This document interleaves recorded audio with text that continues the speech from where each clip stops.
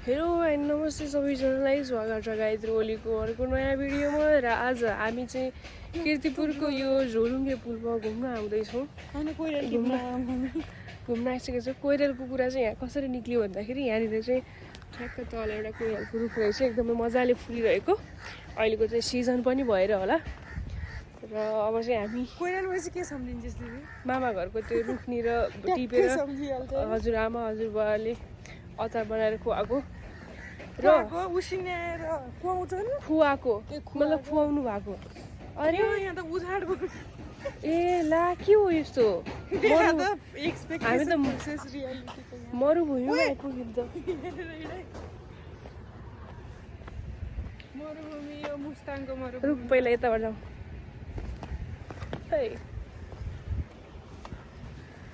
Hello कामराजी। हामी चाहिँ hospital हुँदै यो झोला बोकेर आएको। अहिले चाहिँ अब हामी चाहिँ मुभी हेर्न जान्छौँ। र तपाईँ हाम्रो ब्याकग्राउन्डमा देख्न सक्नुहुन्छ यस्तो राम्रो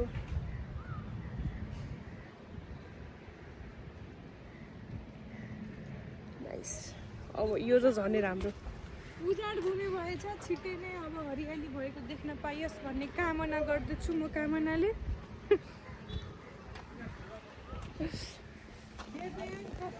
म तपाईँलाई पछाडिबाट देखाउँछु ल साथीहरू। यो चाहिँ हाम्रो झोलुङ्गे पुल भयो, हामी घुम्न आएको।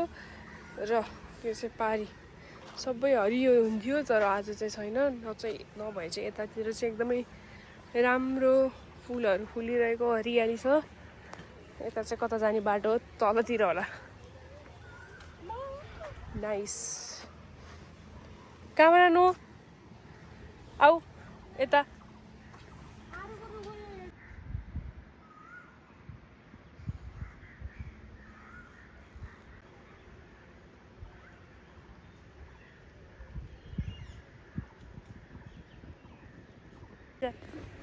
छिटो ल अब चाहिँ हामी भिडियो बनाउँदैछौँ।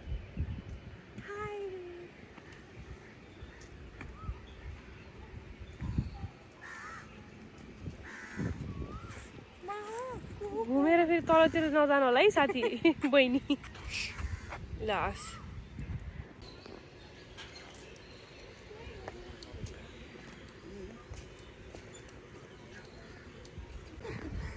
बहिनीलाई चाहिँ आइसक्रिम त आइसक्रिम हो, चुइङगम किन्न गएको कि आइसक्रिम किनेर आउँदैछ।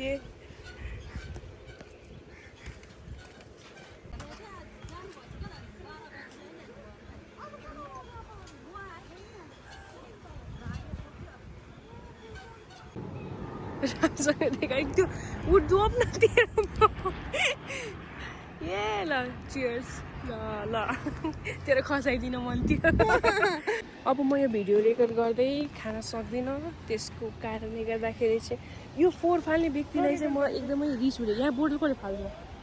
त्यस्तो हो, त्यो मात्र होइन, यो खोला यस्तो नराम्रो यति फोहोर यो चाहिँ हुनु भएन। कि हाम्रो चाहिँ सानो सानो साथीहरू पुलमा ल आउनु हात समाउ दिदीको केही लाग्दैन लि आउनु।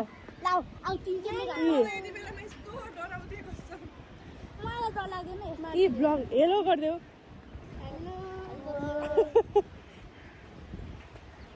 अनि कहाँ हो स्कुल? जहिले स्कुल आउँदैछ डराउँछौ? होइन, आज लास्ट डे भएर साथीहरू घुम्न आउँछ। आज हाम्रो फाइनल जतिर लास्ट डे भएर कतिमा पढ्छौ?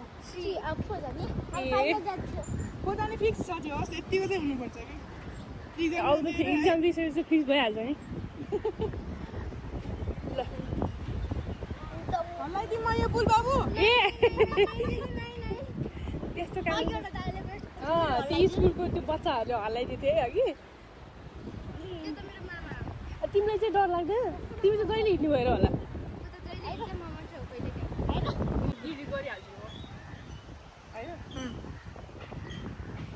बहुत सुन्दर है।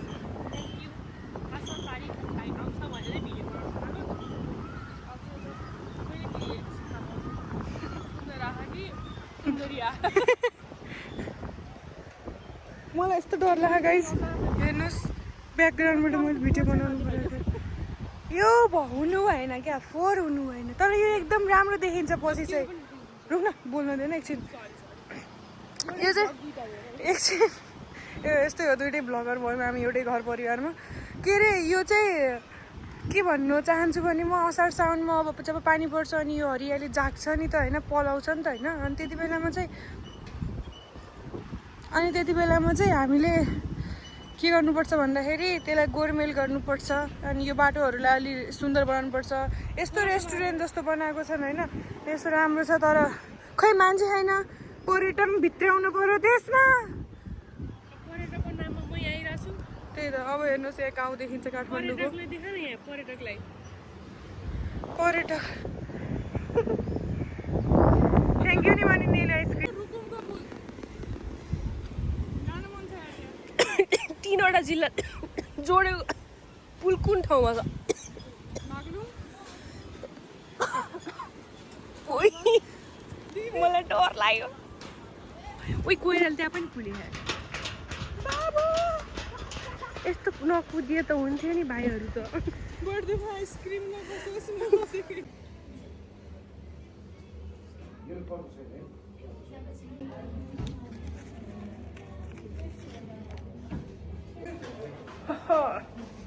बी भनेपछि माथि जानुपर्ने हो माथि माथि माथि बी